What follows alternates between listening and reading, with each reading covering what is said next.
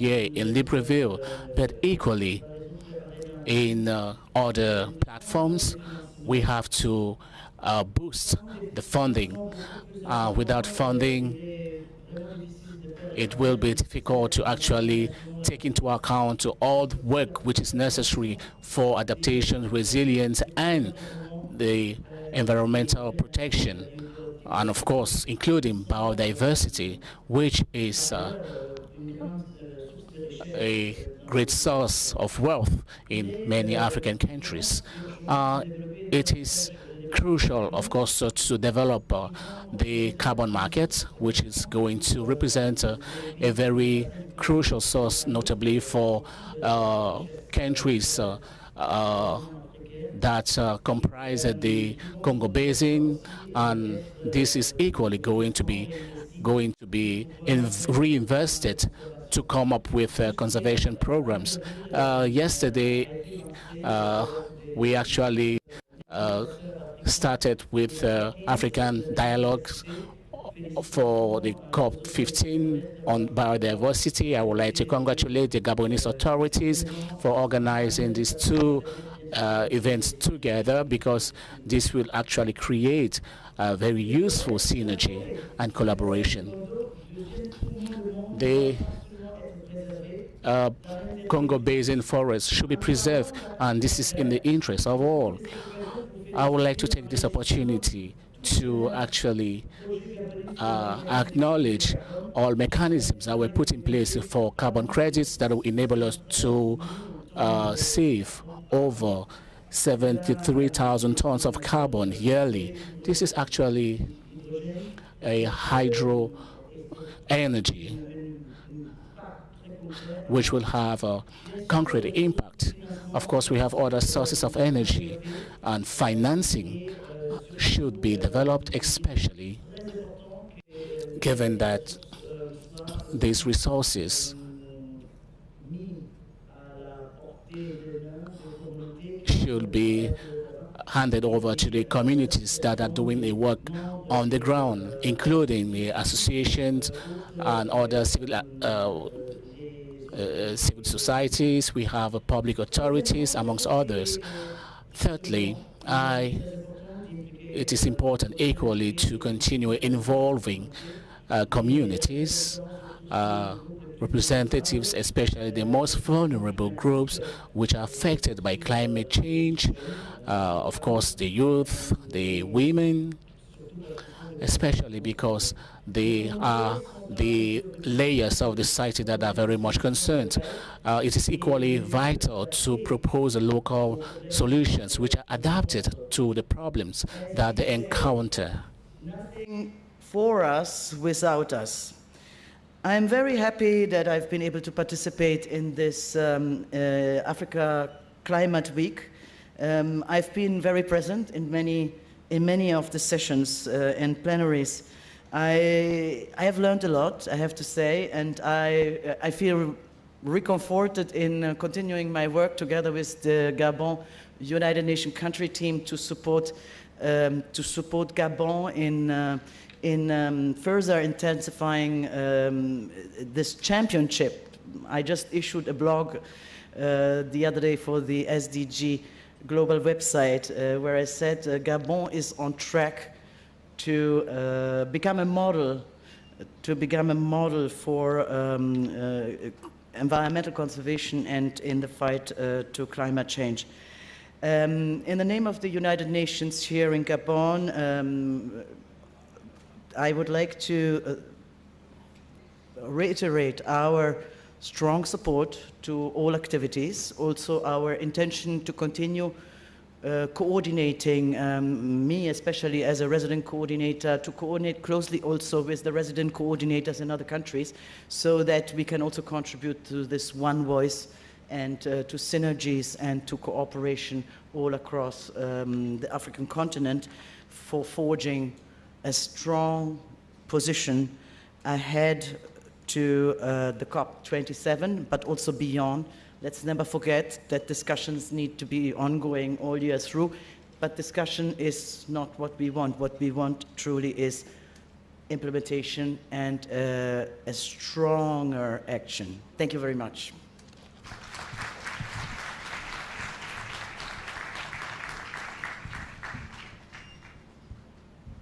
Thank you very much, Mrs. Savina Massari, for this inspiring speech.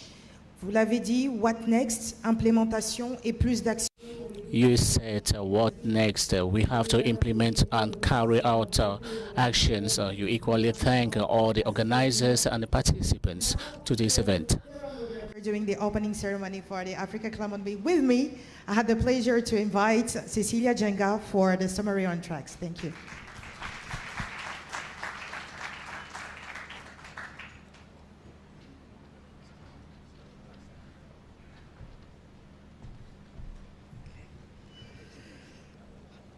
Good afternoon, colleagues. Good afternoon, Excellencies. Commissioner Joseph Asako, Minister Lee White, all ministers present, members of the diplomatic corps, partners of the Africa Climate Week, experts and practitioners, Excellencies, distinguished guests, ladies and gentlemen. Today, the Africa Climate Week 2022 comes to an end here in Libreville, in the beautiful country of Gabon. Over the last 5 days, we've had more than 200 individual sessions. We have brought together more than 2,300 participants in person, and we have facilitated virtual participation with over, I believe now, 3,700 participating both in person and virtually. It is very inspiring to see high levels of interest from across the spectrum of stakeholders. We started off with being graced by the presence of the president of our host country of Gabon. We had several students, youth. We even had a students and youth workshop from academic experts and on-the-ground practitioners working to help communities across Africa to adapt to climate change. The Africa Climate Week has brought all of us together. We are all united in purpose and looking to build a better future for Africa in the face of climate change. In the meeting rooms and in the corridors, we had voices calling for change, calling for a new and better practices and models of development that put us on course to a low emissions future where cities and rural communities can thrive because they are resilient to climate change. At a personal level, I felt very privileged to have the opportunity to participate in the last 5 days of this very important gathering. I experienced a deep engagement, and whether I was in the meeting rooms here in Akanda or whether I was on the corridors or on the terrace of this hotel, there was an African buzz. There was an African vibe. There was a hunger amongst all of us to see that we seek and find solutions for the various challenges that we face. We saw opportunities, actually, and we never saw challenges. I gauged the confidence from each one of you to bring transformation, and whether we were discussing climate change or biodiversity, of how to restore our degraded lands, or how to deal with the issue of women smallholder farmers, or how to ensure that an intergenerational conversation continues and that we really empower our youth. For me, that was really what I will take away from this gathering. Here at the Africa Climate Week 2022, thematic discussions explored two themes that I would like to highlight in terms of the takeaways from these. And these are issues that are critical for our continent and indeed the world, where we are striving for a 1.5 degrees centigrade and attaining a resilient future. Getting on track on these two areas, if crucial, if we are to achieve the goals of the Paris Agreement. And discussing these two tracks here in Libreville is crucial on the road to COP27, which will take place in just a few weeks' time. These track discussions were open to all. 8 sessions were held under each track, and all sessions were well attended with excellent participation. Let me start with track 1. Track 1 convened stakeholders around how Africa can strive for a 1.5 degrees centigrade and limit warming in line with the Paris goal. And this requires us setting ambitious targets in the near term and the long term, and transforming these targets into tangible climate action. A session on the NDCs and long-term strategies, which are the pillars of the Paris Agreement, kicked off the track and highlighted the need to mobilize and empower a broad range of stakeholders around national climate actions. Discussion on the just transition followed, with focus on inclusivity and how to engage youth, women, and business, including the 44 million small and medium-sized enterprises in Africa and smallholder farmers. These two sessions set the tone for the track to discuss potential to find solutions in Africa. We heard how progress on carbon markets under the Article 6 of the Paris Agreement can open opportunities for African nations to invest in bold climate action. And we heard the need for smart, innovative financing, and that is more accessible and, of course, more affordable. Technical sessions then explored Africa's rich mitigation opportunities, from renewable energy and green hydrogen to smart farming and sustainable building in cities, all crucial to the deep transformation that is needed in this continent. Throughout the discussions, we heard that partnerships, capacity building, training, and reskilling are key to achieve the best possible outcomes. Policies and enabling frameworks will also be needed. With this, ambitious mitigation can be achieved in line with the national development priorities and sustainable development goals. Our Track 2 discussions focused on attaining a resilient world and open space for us to discuss the causes of vulnerability and how societies can achieve long-term resilience. The track kicked off with a visioning exercise to articulate Africa's dream for transformation, transformative adaptation, and long-term resilience, giving insights and inspiring reflections on what adaptation action means for Africa. The session highlighted systemic challenges that should be embraced as new opportunities. The 7 sessions were then followed and highlighted various pathways to achieve these visions of Africa's future. We heard that we have put people at the center of adaptation action. We must raise awareness, improve information sharing, and engage communities to bridge the knowledge gaps. We have to bring indigenous people and modern technologies to address critical challenges such as water, energy, and food security. We had the need for innovative financing and the need to build capacity to understand adaptation costs and develop bankable proposals with local benefits. We had the need to shift to long-term planning and engage cross-sectoral and cross-border learning on best practices. A key priority is adaptation action and building resilience over time through early warning systems, preparedness, and disaster risk reduction to avert and minimize displacement. The devastating impacts of displacement due to climate impacts are already clear, so let's keep people where they are. To attain this transformative adaptation and long-term resilience, all stakeholders have a role to play, and governments must prioritize people as they work together to advance a global goal on adaptation. And this must be informed by the discussions we had here today, the last few weeks, and in focus at COP27.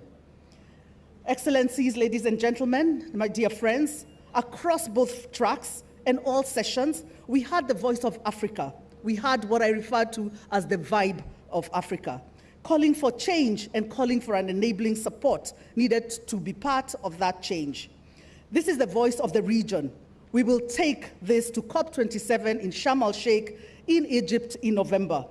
We will compile the key takeaways from these track decisions into a final report for the Africa Climate Week 2022 so that parties and practitioners alike have a resource to guide your work. As we walk the road to COP27, this strengthens the foundation for action and opens the door to innovation. Above all, we heard that there is opportunity in climate action, and we have to protect the lives and the livelihoods if we are to have the chance to seize the opportunity. Thank you to all of you who came to the Africa Climate Week 2022. Thank you to all of you who have contributed to this rich discussion. And thank you to all who are working so hard to deliver a better future for Africa and the world. Thank you very much.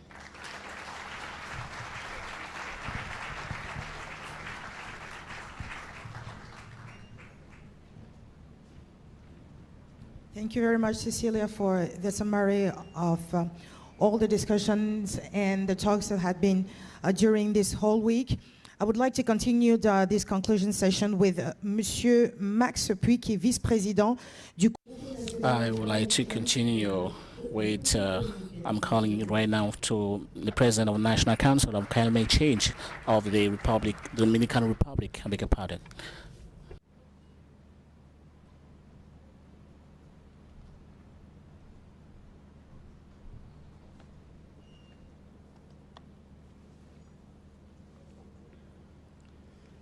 Monsieur le Ministre Lee White. Mr. Minister Lee White, distinguished minister, distinguished representatives of the UNFCCC, distinguished representative of international organizations, the accredited diplomatic corps to Gabon, ladies and gentlemen. I was invited to take part to this Africa Climate Week so that I can give an account of what actually happened during the Latin American and Caribbean Climate Week, which occurred in July. That enabled me to actually take part in the several activities of this Africa Climate Week and to support and discuss with the participants hailing from various horizons, and they actually enriched me with their ideas and experiences. I actually noted how between the meetings of Gabon and Libreville and the Saint-Domingue, firstly, I can say that there was a clear commitment to work relentlessly in the struggle against climate change. I would like to reiterate here, just like in Saint-Domingue, the decision to make the voice of our people being heard and to make a contribution, huge contribution, and consider this as a struggle of our time. We are a little bit tired of agreement and promises which are not kept. From the two sides of the Southern Atlantic, so we see that there is the will to call for the implementation of decisions arrived at. It is true that the world is facing a serious and dangerous situation, and that some people could take advantage to shy away from their obligations. But there is no excuse or valid reason to escape. There is no time, and there is no way for us to run away. In Saint-Domingue, there is a huge interest to unify the interest in order to come up with effective strategies in the fight against climate change. Here in Libreville, it is the same case. We have to mainstream the vision of this encounter to come up with sustainable and concrete solutions to climate change. We need a common negotiation strategy within the regions of the world and amongst the regions. Africa, Latin America, the Caribbean, and the entire population of the southern part of the continent have to be together for the meeting in Sharm el-Sheikh. We have to be there ready at COP27 to defend and support the product of our thinking. The president of Egypt can count on us Once again, I would like to say a big thank you to President Ali Bongo and the Gabon authorities for the wonderful organization of the Africa Climate Week. And I want to acknowledge all the organizers for this wonderful meeting, which was a success. Thank you to all of you.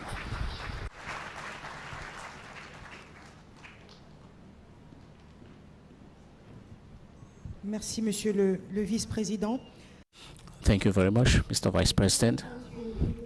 Richard Munong, who is the Africa Regional Climate Change Coordinator at the United Environment Programme. He is responsible for guiding the actualization of the UNEP Climate Resilient Development Strategy for Africa in a manner that ensures human well-being. For this section, we'll talk about the leveraging innovative collaboration for greater impact. Mr. Richard Munong, the floor is yours. Thank you.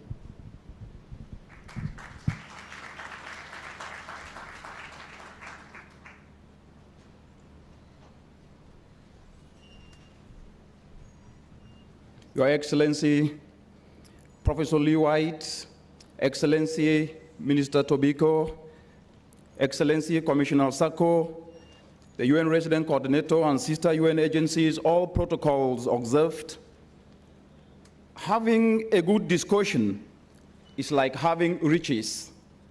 Our 5 days here in Libreville, a beautiful city, have actually enriched our minds, as we've already heard. We extend our heartfelt appreciation to the government of Gabon for being a hospitable, for being an exemplary host of this year's Africa Climate Week. Gabon have paved the pathway, showcasing to the world that we can actually do it, being the most carbon-positive country in the world, thanks to your remarkable effort to protect your forests and restructure your economic growth to reprioritize low-carbon pathways. This conference, as we've already heard, brought together state and non-state actors whose actions and decisions and investments are critical to addressing social inequalities, advancing climate action, safeguarding people's lives and ecosystems. As the United Nations Environment Programme, we were opportune to participate in series of dialogues and heart-enriching discussions, from nature-based solutions to safeguarding sustainable cities, and the enablers were discussed, to critical methane action, which is a timely area that needs to be looked into, to enhancing action on global tech, to dialogues on critical finance area where Africa have to bridge the gap. But one thing that came out very clearly, Excellency, was that we need a whole of society approach. And we must tap into the biggest constituency of the entire African continent, her youth, because these are Africa's powerhouse, and we must tap into the ingenuity. Excellencies, distinguished colleagues, ladies and gentlemen, this edition of the Africa Climate Week came at an opportune moment as we head to COP27, which has been christened the African COP, knowing fully well that rain does not fall on one roof alone. The successes of Libreville will reverberate across the entire world and pave the way and provide a springboard for Africa to be able to seize opportunities. Because we understand and know, as Chinua Achebe said, when we gather in the moonlight, we do not do so because we cannot see the moon or the sun outside. We do so because it is the right thing to do. These 5 days in Libreville, sons and daughters of the African continent and of the entire global community came together because it is the right thing to do. These 5 days showed the unity of purpose, but unity of purpose because it, in our conscience, when we see mothers burying their kids before they reach the age of 5 because they don't have nutritious food. Yes, unity of purpose to ensure that the runaway climate change and pollution that kills over 700 Africans each and every year should actually be stopped. Unity of purpose to ensure that the disenfranchised youth who get into the labor market each and every year without finding jobs, we can actually be able to reverse this. And we have done that through this African proverb that when spiders unite, they can tie down a lion. Thank you.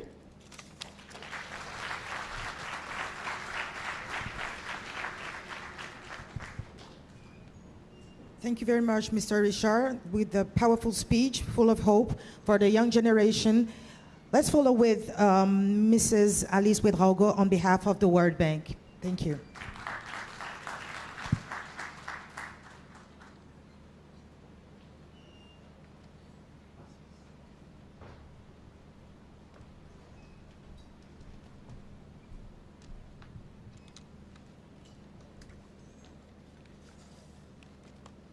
Good afternoon, ladies and gentlemen.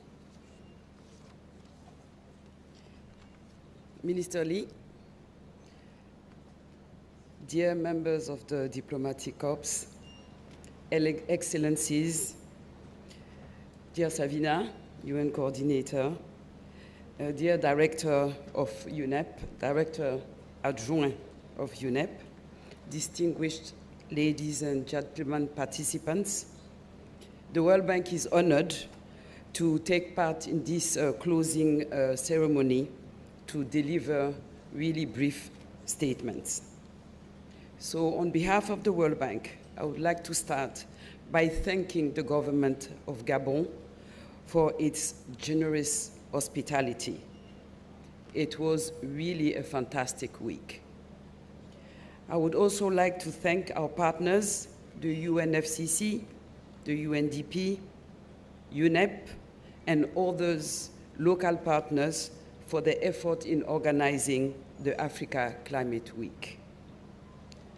From the World Bank perspective, this event has been a great success and has sparked important discussions on the African perspective on climate actions that will inform the upcoming COP27 in Egypt. Given the range of discussions and stakeholders, Africa Climate Week has demonstrated the tremendous potential that can be realized through markets and non-market solutions for adaptation and mitigation in Africa. The World Bank stands ready to work with governments in Africa and other stakeholders to advance the climate action. I thank you for your attention.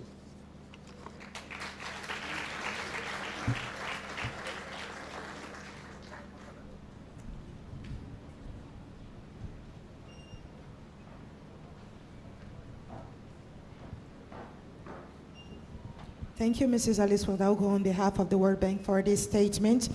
Pour faire un lien avec les générations futures et to make a linkage with the future generations in this fight against climate change, I have the honor to welcome Mrs. Claudia Ondo.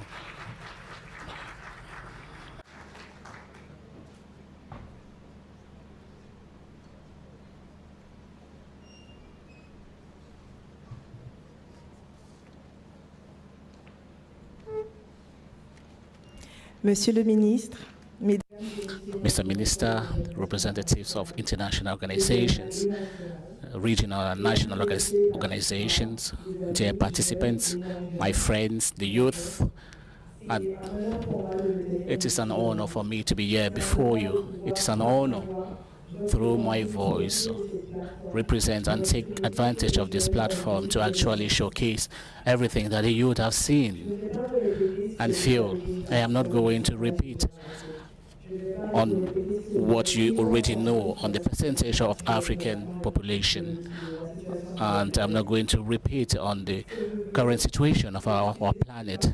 I want to take advantage of this time that I have to share with you what I have seen and heard.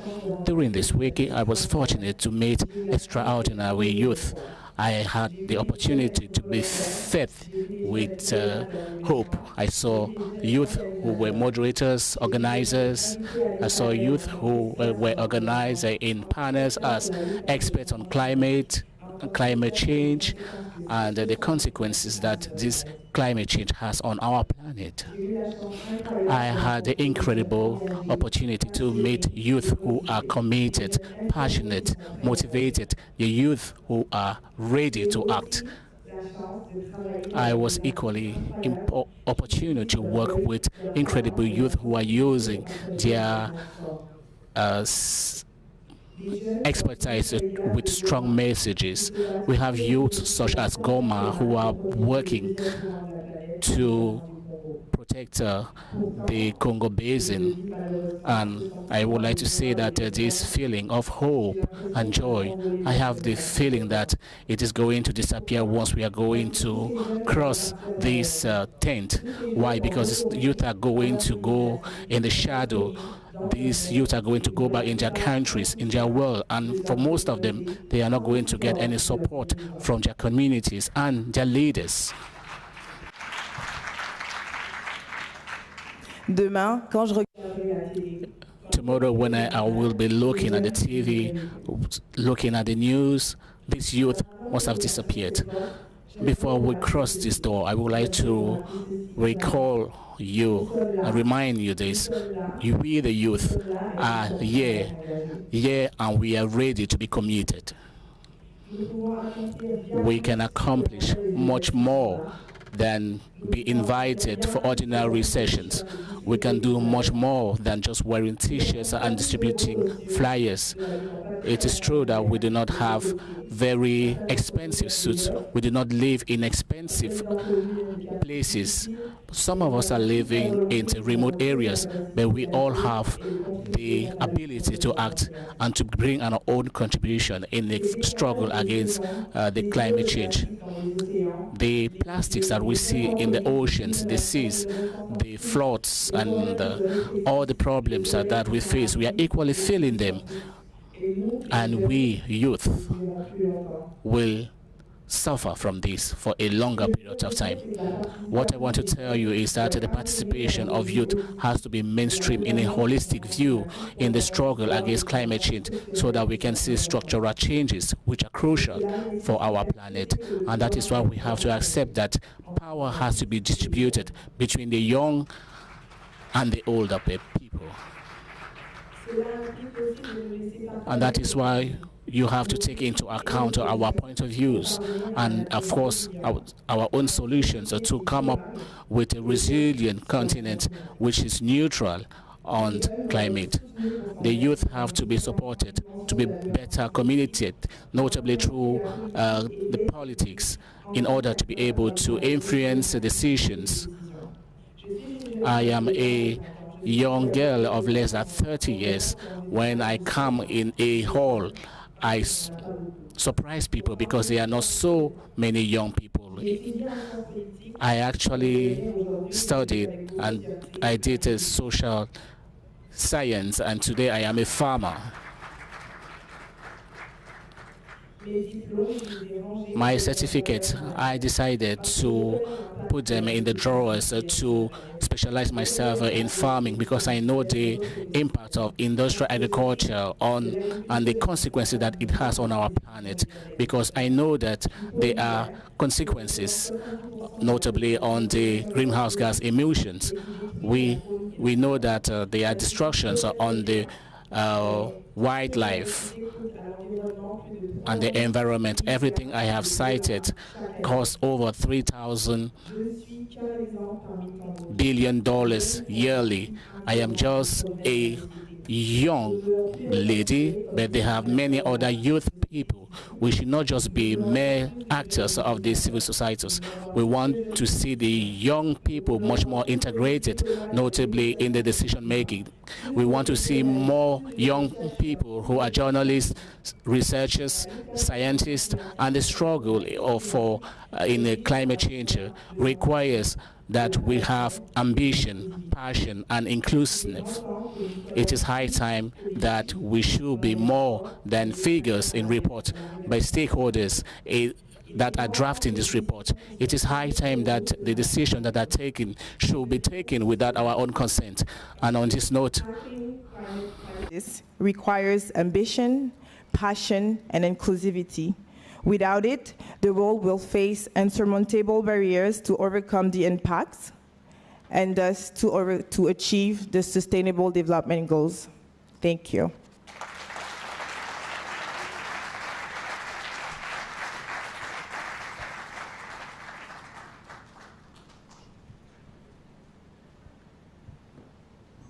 L'avenir n'est pas un héritage, c'est une the future is not a legacy, it is an opportunity, an obligation, and it is an opportunity opportunity for the youth to take their destiny in their hands. That is the summary of her statement. For her closing speech, thank you.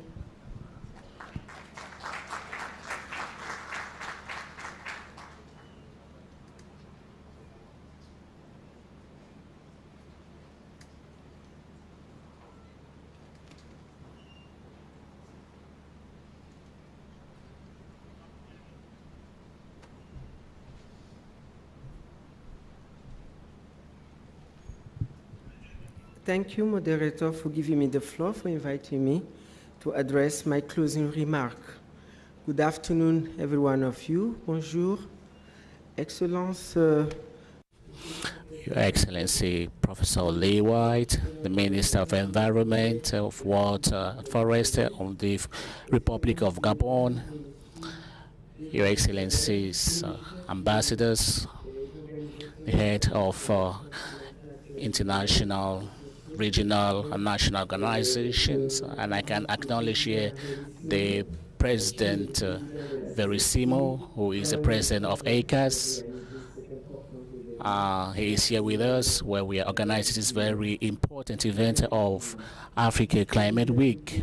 Distinguished guests, dear partners, all protocol duly respected.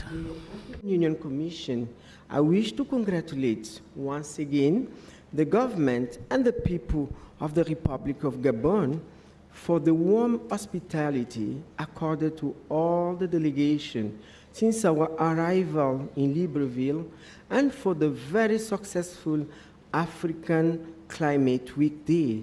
I would like to commend Minister Lee for this really organization, because together we work, but we saw the way people came, the participation was very, very important, and we know we are all together, we are all on the same page to really tackle the issue of climate change on our continent. We are really committed. These 4 days we stay here in this beautiful city of Libreville. We could see that the youth are there, women are there, all the stakeholders are involved. Congratulations, Minister. As we prepare for COP27, I particularly appreciate the support from all the partners, mostly the UN agencies that were here supporting us to make sure that this event is really successful and came out with a very, very good outcome presented by my sister, Gillian.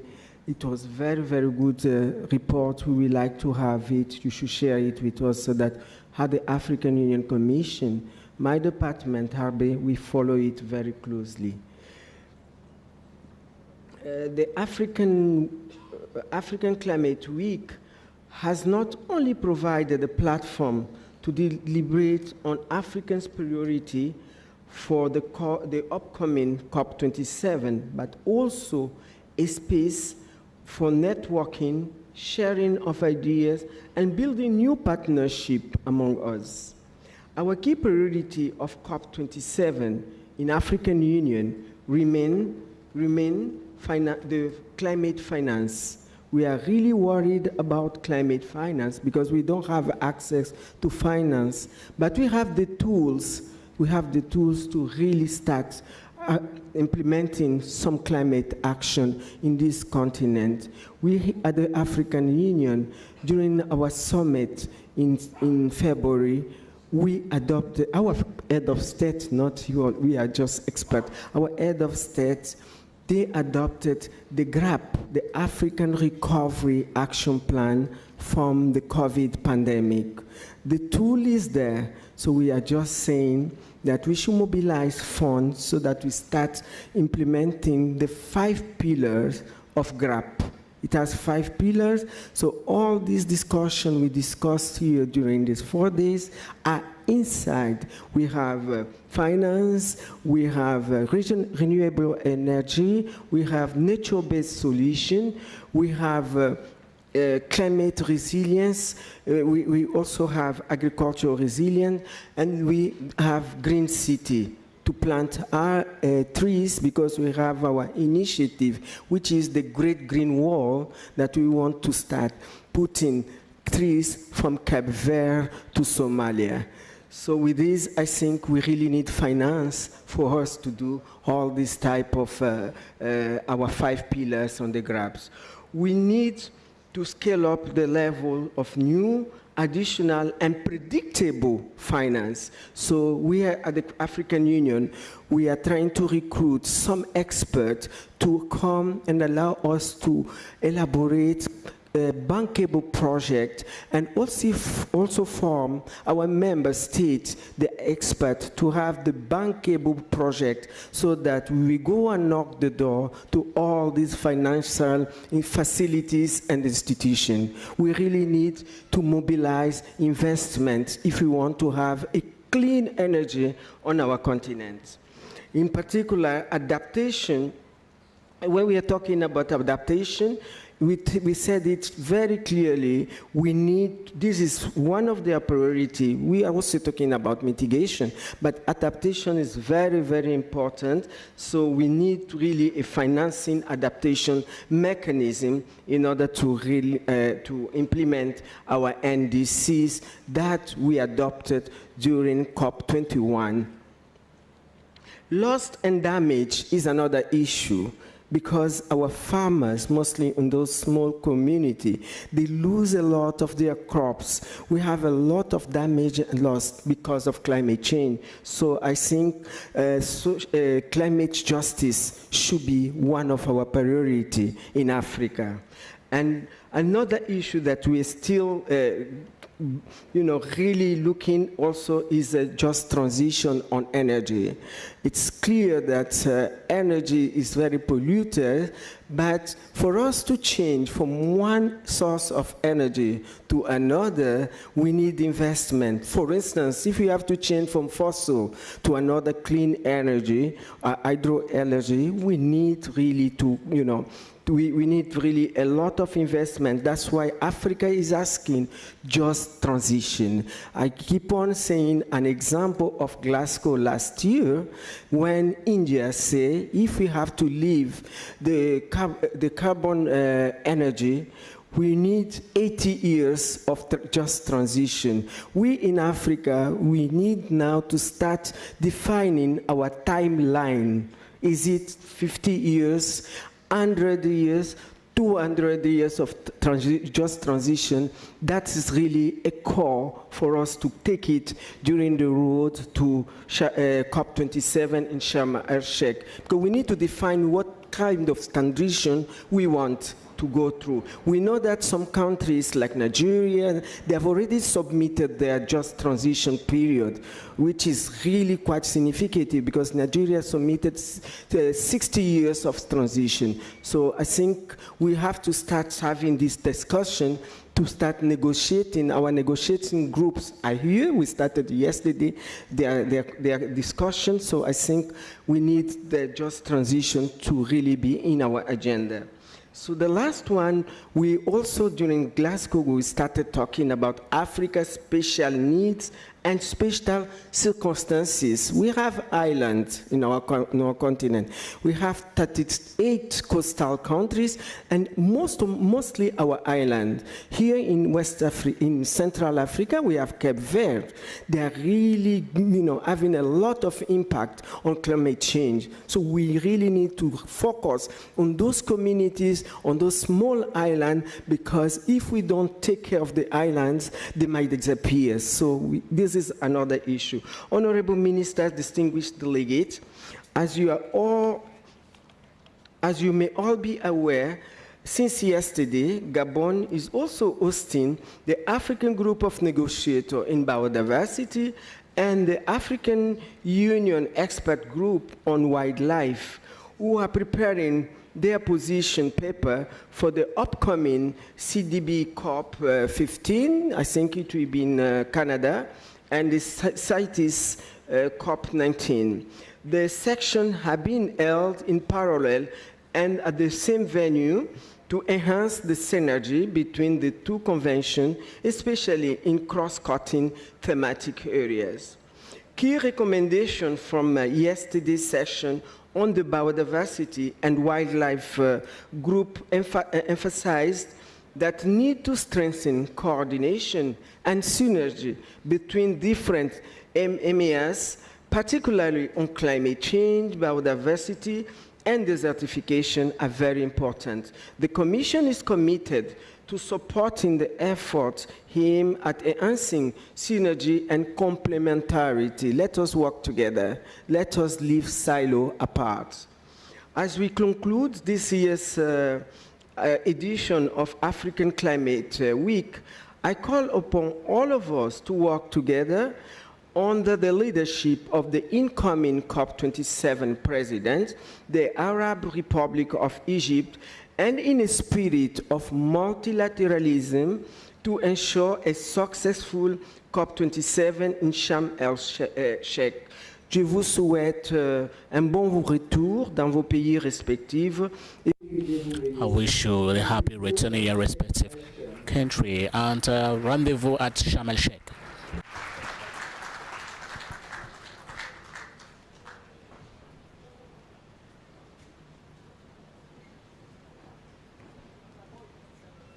Thank you very much, Her Excellency Joseph Asako, on behalf of the African Union.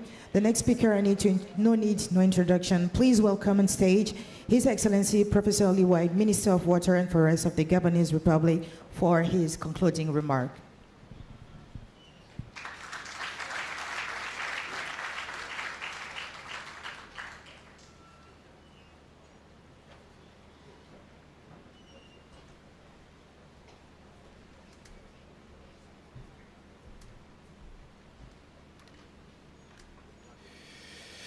Merci.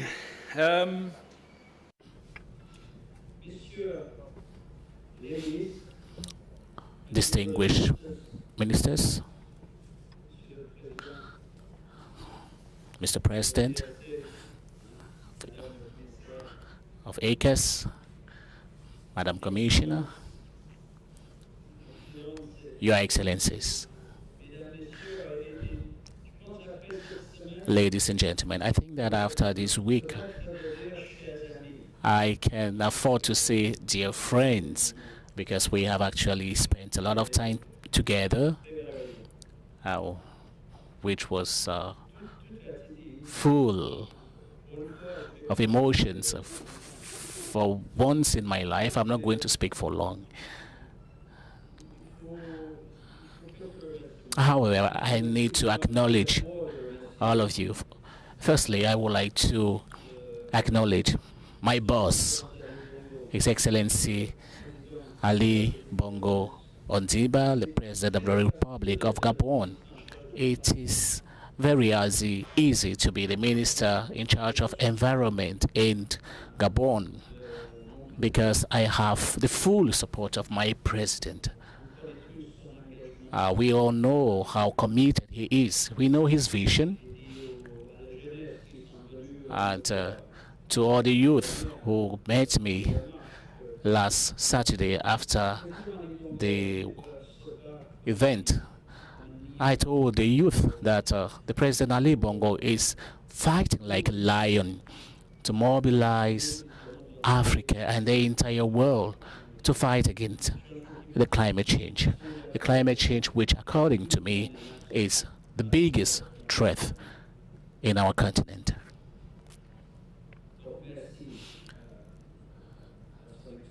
So thank you to His Excellency Ali Bongo Ondimba. I would equally like to acknowledge UN Climate, all our partners, for your constant support during this Africa Week.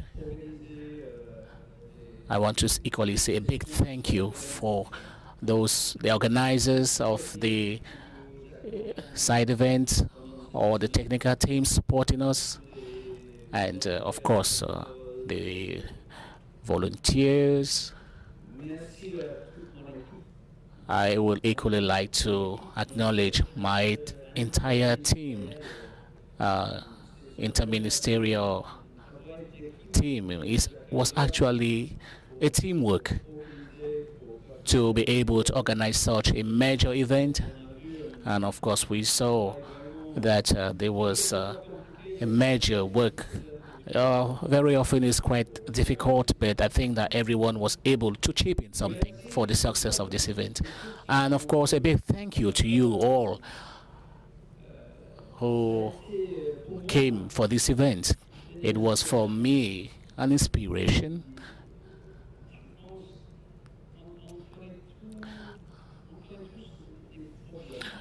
We are all aware of the problems, but this week we actually laid emphasis on the solutions. The President Ali Bongo mentioned in his statement, in his speech, that Africa has solutions. Africa has that wisdom, and we have to push forward these solutions and bring it to the attention of the entire world, rather than waiting to get solutions from others.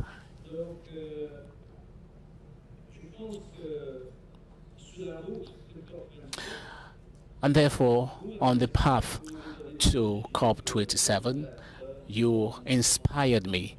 You were actually a source of inspiration, just as we did for COP26. And it is very important. COP27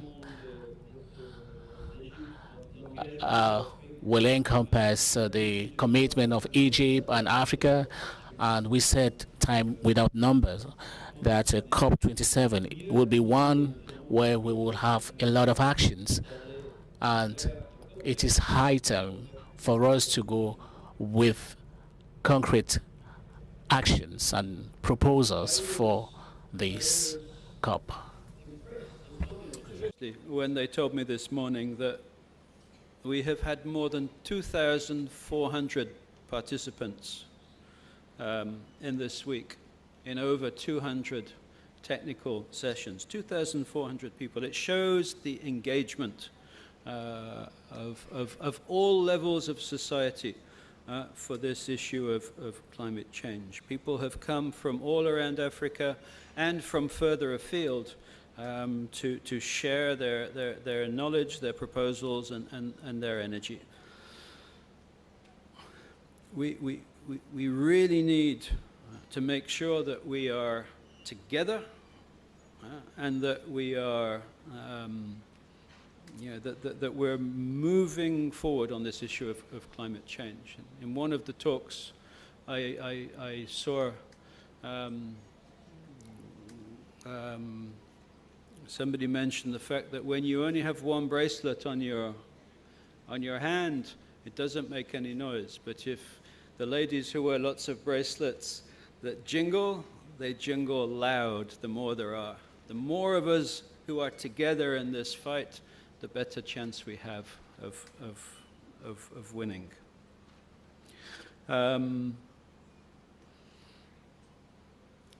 So this week, Libreville, thanks to you, Libreville has been the climate capital of Africa. Somebody already mentioned that we think that Gabon is perhaps the most climate positive country on the planet, thanks to the sound management of forests, thanks to 5 decades of continuous political commitment to sustainable development. The future of Africa is sustainable development, adding value to our immense riches. The immense riches of the African continent can make our continent into a thriving continent if we can add value to natural resources in situ instead of exporting raw natural materials. And if we can add value to our natural resources on the continent, we will take care of those natural resources with much more attention to detail. And I think that's what we are showing in Gabon. It's hard work, but we can do it. We expect in the run-up to COP27 to be creating almost 100 million tons of carbon credits. We had the great news yesterday or the day before that we did our first ever CDM project, and our sovereign fund has now been delegated by the president the Sovereign Fund is our fund for the future generations of Gabon, will be at my side, trying to sell and to move those carbon credits forward. And I think it's safe to say that many of the rainforest countries of the world, many of the African countries are watching what happens with these carbon credits in Gabon, because they're giving a lot of countries the hope that we can move forward in a very positive way within the UNFCCC. So, thank you for coming. With a tear in my eye, I will wave goodbye to everybody who came from abroad. I've had such a good time this week that I will be sad to see you go. I wish you all the safest of journeys. As you return to your families, we all spend so much time away from our families fighting this cancer of climate change, and I know that families suffer. So with regret, I declare clos, I declare an end to our deliberations of this week. Thank you so much, all of you, for your contributions. Safe journey.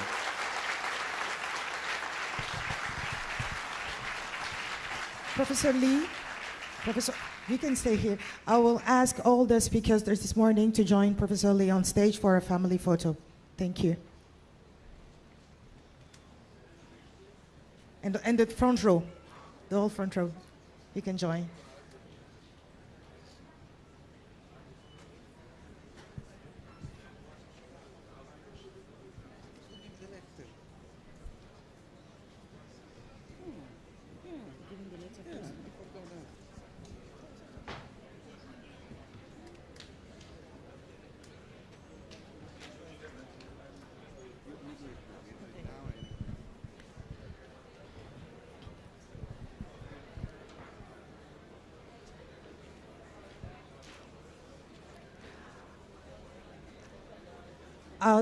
As they all join the stage for the family photo, I will ask kindly the Councillor Arm and Sam for the COP27 President's team.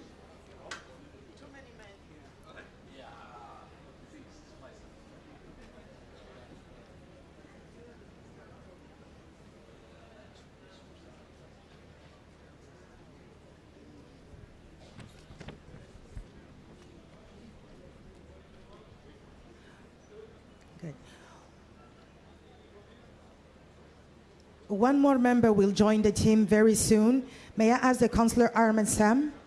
Can you please join?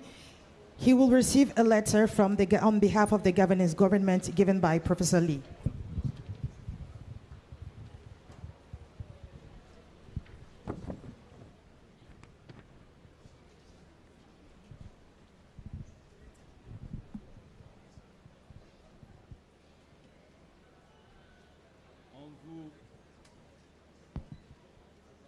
Ça marche? Ça marche? Bon. COP27 va être un moment. COP27 is crucial for Africa. Moving the agenda forward. Donc, permettez-moi de transmettre les messages. Permit me to transmit the key messages that we have had during this climate week and wish you a courage and we are all with you to make COP27 Africa's Action COP. Thank you.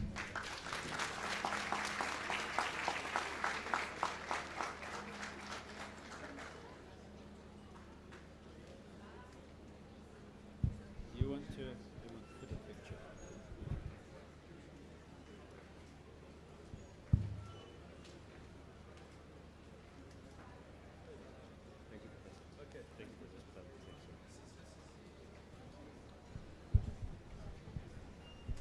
Thank you very much, Excellency. So, thank you. We can have a round of applause. Cecilia, one more thing.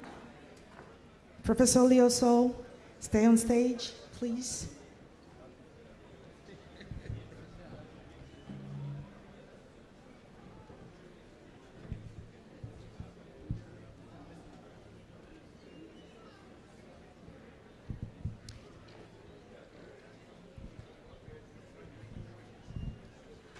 Avant de nous séparer, mesdames, messieurs, nous Before we part ways, we are going to all take part to the acknowledgement ceremony, which is going to take us 5 minutes. Just the time to thank all the volunteers, the participants, the speakers. I'm going to ask Mr. Pambu Valdor-Juvet if he's in the hall to come on stage. Zungu Zoriel Armandine, Geldes Wilfried, Jaël, Imelda Francine, Oshombina, Mayombo Breeze, Nambo Sabrina, Eboti Daniel, Andre Stéphane. Please come on stage. le podium. Alors nous assistons maintenant à la remise, on va dire, des prix à toutes les personnes qui ont bien voulu. We are going to hand over prizes to all those who gave us a privilege by being with us here. They are representative of all the organs, and they are representatives of the organizers on behalf of the volunteers of this Africa Climate Week 2022. A round of applause for them, please. Les organisateurs ont tenu The organizers insisted that they be present here, and that the organizer Cecilia says something on behalf of the volunteers. Cecilia or Professor Louis, do you have something to say? Cecilia, you can a few words. On behalf of the UN Climate Change Secretariat, in partnership with all our partners organizing the Africa Climate Week 2022, and on behalf of our new Executive Secretary, Simon Steele, I would like to express our gratitude to the government of Gabon, the dedication of our Minister Lee White, all our ministers, including my own minister, Keraiko Tebiko, and to the young people that also participated side by side. And as I emphasize the importance of this intergenerational conversation, I really want to thank you so much. I also want to take this opportunity to recognize Zita, who I know has playing a significant role coordinating this alongside with our team leader, Niklas. I really want to thank you for that, and of course your entire team for ensuring that we had the best possible Africa Climate Week. As we promised, the road is leading to Sharm el-Sheikh. The minister has presented the outcome of this meeting, which will be presented to Minister Shukri, and we really look forward to seeing you all in Sharm el-Sheikh, in person, virtually, having your own COP27 conversations in your different akandas, and we really look forward to a brilliant outcome that will have huge implications and impacts for Africa.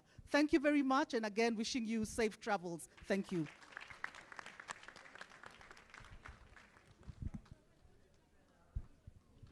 Excellencies, distinguished guests, ladies and gentlemen, we have now come to the end of this closing ceremony. To all the officials, the participants who made this African Climate Week possible to be held in Gabon, thank you on behalf of the Gabonese people. Le climat change, peut-être que nous devrions faire de... The climate has changed, and perhaps we should do the same. And thank you so much. A safe journey back home. We are going to have a solemn ceremony at 2 p.m. Thank you for being here. Goodbye. Pour le profit, nous avons endommagé notre seul lieu de vie.